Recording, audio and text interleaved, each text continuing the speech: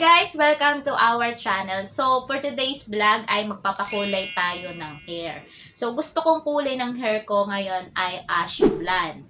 And na-curious ako sa pangkulay na to, itong Merisan, kasi hindi mo na daw kailangan mag-bleaching pa ng buhok, ma-achieve mo na yung gusto mong kulay. So, tingnan nga natin kung ma-achieve natin yung gusto nating kulay after nating magpakulay ng buhok. So, bago po ako magpakulay ng buhok, ay pababawasan ko muna itong aking buhok kasi medyo mahaba na siya, guys. And, na-order ko po ito sa Shopee. Kaya lang, guys, ang ipinadala sa akin ni seller na kulay ay isang ash blonde at isang light ash blonde. Ang order ko kasi, guys, ay dalawang ganto na ash blonde. Ewan ko kung bakit like yung pinadalang isa. So, ang mangyayari, pagsasamahin ko pa rin to at kulang ang isang kahon sa buhok ko kasi mahaba yung buhok natin. And ewan ko kung ano magiging itsura ng buhok ko after makulayan. So, yon.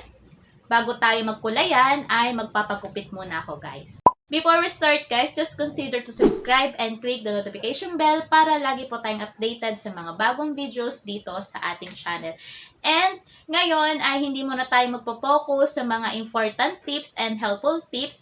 Ngayon ay magdi-DIY muna tayo ng ating buhok. So guys, eto, nakapagpagupit na po ako. Medyo mahaba po yung nabawas sa aking hair. So okay lang yan. And mag-unboxing tayo nitong aking biniling pangkulay. Bago natin gamitin itong product ay kailangan basahin muna natin yung mga nakasulat dito sa box niya. So meron ditong nakalagay na direction for use. Read before doing allergy test. This must be done 48 hours before each application even if you have already used a hair color. So, meron dito na how to perform skin allergy test. Nandito po siya. And special precaution. Basahin lang din po natin. Ingredients.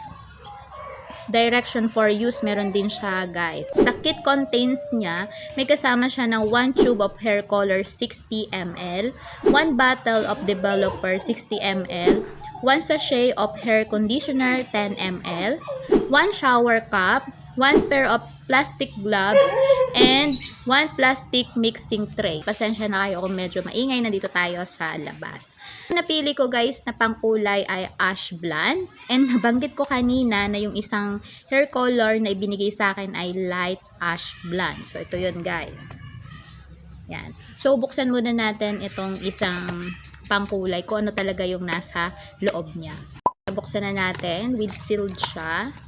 At ito po yung nasa loob niya. Ayan, guys. So, ito yung developer.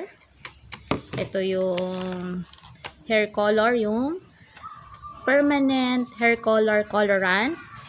Itong conditioner. Ito yung yung shower cup. Ayan. Ito, guys. And may kasama, amoy na amoy yung kulay. At ito yung gloves. At ito may kasama siyang, pwedeng dito na natin siya haluin. Alam kong kulang sa akin ng isang pangkulay. Kaya nga dalawa yung binili ko. And ang mangyayari niyan ay ipag-mimix talaga natin itong dalawang to. And maghintay na lang tayo kung ano magiging kalabasan nitong ating buhok mamaya.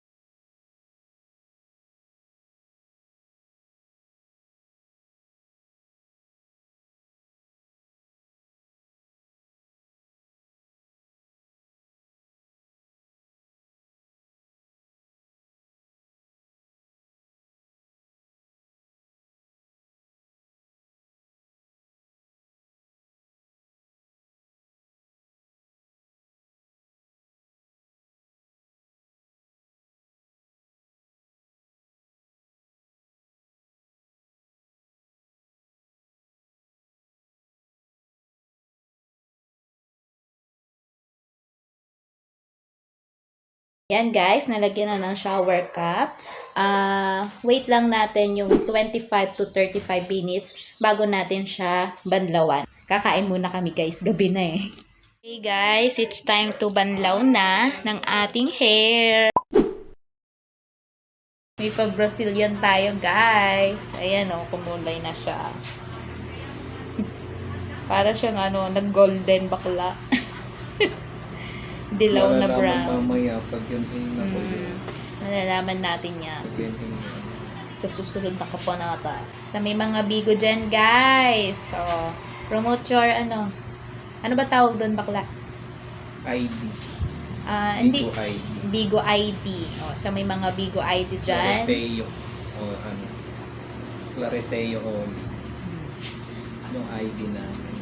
Iyan lang na po namin sa description box. Yes. And ano ba yon? Follow. I-follow. Follow nyo po ako guys. Bukas meron po kaming concert. Chere.